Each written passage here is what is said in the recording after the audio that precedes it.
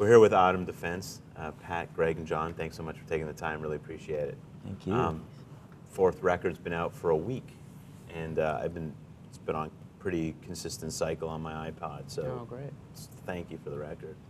Does it get easier now that this is the fourth record? Does the chemistry and the formula get easier for the type of music you want to make with this project?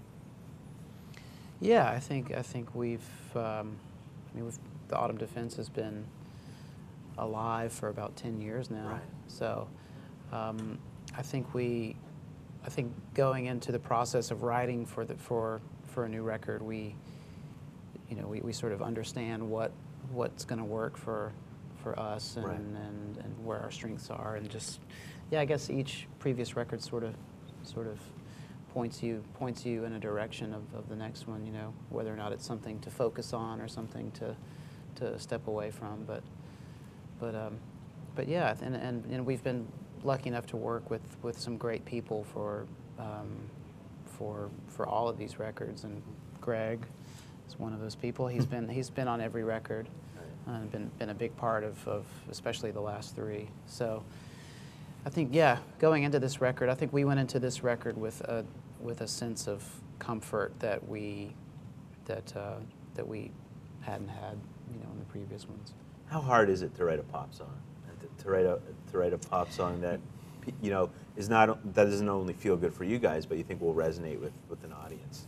Not easy, I would say. Not at all. Yeah. Spent a lot of my life trying to do it, and it's not easy. Put yourself in the position to get some sort of inspiration, and you just have to put yourself out there and just try it a lot, and hopefully the comes out of the ether, And but no, it's not easy. I get the sense that this record's less popular than some of the previous incarnations of the music you've made, but also has this AM Gold, the 70s AM Gold thing going on. I don't know if it's the acoustic openings or the bass lines or what, but that's just the sense that I get. It's my guilty pleasure. I mean, I grew up, I'm a little bit young to know about AM 70s Gold, but to me that's what I go to when I'm looking for guilty pleasure. Is that something that you guys remember listening to and thinking about when you wrote this record, or in general? 10cc. I'm just thinking completely. about. Yeah. I think our record collections, I mean, we definitely, Pat and I bonded so much on late 60s, early 70s Right. music, and just the tones of the record and just the sounds, and I mean, it's, what we all listen to is sort of the record collection Converge in a lot of places, where the Autumn Defense music lives. What are some of those bands, just for people who we always turn people on to things that may be new to them? What are some of those bands that converge when you guys are talking about music? Well, a big record for John and I when we first started the band was Love, Forever Changes by Love. That was a big record that we sort of, we shared enthusiasm for, and kind of was, that record, it's a combination of acoustic instruments and some light orchestration, but also with some shadows in there right. too. I think that was something we really aspired to when we Cool. first started making music, and things like Scott Walker was kind of a big early influence on the band, and the Zombies, Odyssey and Oracle. There's just so many, once you start digging into that era of music, so many right. things appear. But and there's so much music going on now too, right? That you're probably always influenced by new things and things that you hear on the bus and stuff like that. Absolutely. Can we talk about a few tracks on the record? Is that cool? Yeah. Huntington Fair is one of those ones that starts with an acoustic opening and is a great track. Who wrote that? That's John's song. Yeah. The Swallows of London you just played for us, and again, I find that the two acoustics and the great movement is something that has that 60s era British invasion thing to it. Am I close with that? I think so. Yeah. I mean, I think in this record, I mean, it's like it's tended. I just realized it after the fact. My stuff tends to be so much folkier in a way than Pat's. Pat seems to have the a little more of the sensibility of the Anglo pop Right. thing, you know, and. Step Easy is kind of like an old country song, something that you guys are obviously familiar with. But I don't know, I thought of the Eagles, but I also thought of Bob Seger when I heard it like the second time through. Cool. Yeah. Don't Know, it's just a mellow groove. Every Day, is that xylophone that you guys, what is that? And it's a glockenspiel. Right, yeah. The little bell-like sound at the beginning.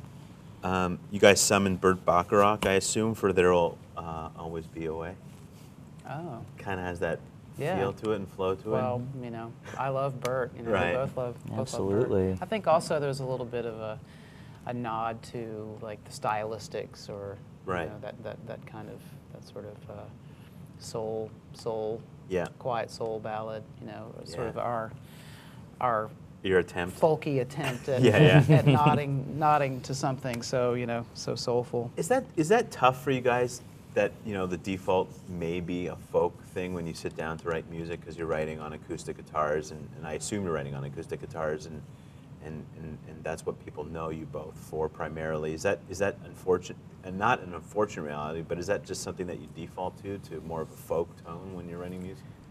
I think you know the songs originate on acoustic guitar Right. generally for both of us, and I think kind of like I was saying before, now that we've made a few records, we sort of know what's going to work for our voices, and I think the way that we sing and sort of the tones of our voices, and that I think that is sort of the starting point for where the arrangements and where the direction comes from. Right. You know, with the sound of our voices just works. I think works the best with acoustic guitars and softer organic instruments, you know, rather than, I mean, we love electric instruments, and Yeah. we incorporate them into our arrangements, but I think in general they're used as embellishments instead of foundations, and I Right. think that's good for our voices. You know, it doesn't, you know, we're not competing against. You can do so much with acoustic instruments too. You can make such, you know, you can make really such rock music with Right. them if you want, you know, like Give Me Shelter, for example. Yeah, yeah. Mm-hmm. Tracking for the record. When I was listening to it the first time, I was actually walking around, and I thought, man, this would be a great soundtrack for a film. How important is tracking for you guys when you put out the 9 or 10 songs that comprise the record? Is that something that you guys think about? Oh, you mean like the sequence? The sequence or the track tracking? list? Yeah. Yeah, Greg's good at that. We sort of defer to him sometimes for set lists and sequences, and we had a little debate going back really? and forth about the album sequence. Yeah. That's right. And your instinct was actually right on. So I chirped in a few suggestions, but I think it went back to the original sequence that I think those kind of these Yeah. guys originally laid out. It's funny how the path can go in different directions, Right. and never to return, possibly. You know, it's crucial. I mean, it really is. You know, And so It's- many times you'll make at the end of the tracking session, you'll make a quick mix of the tunes, you know, Yeah. for everyone to listen to over the next, you know, over the coming weeks, and Right. and you know, choose mixes or decide on a sequence. And so many times that ends up being the sequence, you Right. know, because those first gut instincts of the way that you put something together will sort of, you know, become its own personality. I think you become comfortable with it too. Yeah, It's like just yeah. demoitis in a way. I guess. You know, it's interesting because we live in an age now where singles are so important, and people go to iTunes and they buy one track from a record. But this is, the Autumn Defense records or even your Wilco records really are about the album experience as opposed to just buying one track or two. Is that something that you think we've gone away from, and is it sad to you that we've gone away from I mean, worldwide, I think in the world, singles have always been the thing. Yeah. I mean, forever. And I mean, if anything, the cult of the album, I mean, is strong now. I mean, it's just with LPs being Right. such a sort of big thing in record stores, and it's obvious that people are really holding on to it, and I think it's growing, if anything. I think when the iPod came out, there was sort of people dabbled in it and are returning. Yeah. A lot of those people are sort of returning to the fold, but the general public has always been just But picking and choosing. The people that listen to your music are people that buy albums and enjoy albums. I think right? so. I hope so. Yeah. And you guys are certainly of that ilk that prefer albums than just throwing on a couple Absolutely. songs. It's like Yeah. an experience. Yeah, I don't. Are there any current contemporary artists that you guys want to turn people on to that you've been either working with or listening to that you think people should check out? Oh, quite. Yeah, well, I worked on a record with an artist named Jamie Lidell, who put out a record this past year called Compass. Yeah. And I'm a big fan of Jamie's and have been for a few years, and got to be friends with him, and he invited me to be part of his most recent record, and so I think he's not only this album, but just he as an artist is someone that deserves to be heard. Cool. Yeah, Jamie Lidell is his name. Check it out. Yeah, and the Phil Selway record that It's you a great mentioned record. earlier was really a great experience to work on, and we're fans of other harmony heavy bands like Fleet Foxes Right. and Grizzly Bear. Yeah. And both are bands that we've done some playing with Wilco over the last couple of years, and I think they're amazing, both of those groups. Greg, is there somebody that you've been listening to that you dig? Who have I been listening to? Actually, we were listening to the other night. I've been getting into a guy named Chuck Prophet recently. Oh, yeah, I keep like hearing the his San name. Francisco guy that I really like. There's another thing. I think I might be wrong about this, but I think the band's called Baths. Have you heard that band yet? No. Really cool, very mellow, atmospheric stuff. Cool. That was that I was digging. What else? Do you got anybody else? Well, I just heard that new Deerhoof record.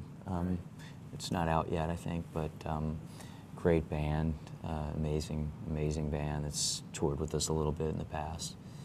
Yeah. It's fantastic. Sound unlike anything out there. I wouldn't be doing the fans justice if I didn't ask about a Wilco record. Are you guys writing, or are you thinking about getting back together to do? I mean, not that you're Yeah. apart, but getting back in the studio to put together a record. Yeah, we started something last month before this tour started with Autumn Defense. Right.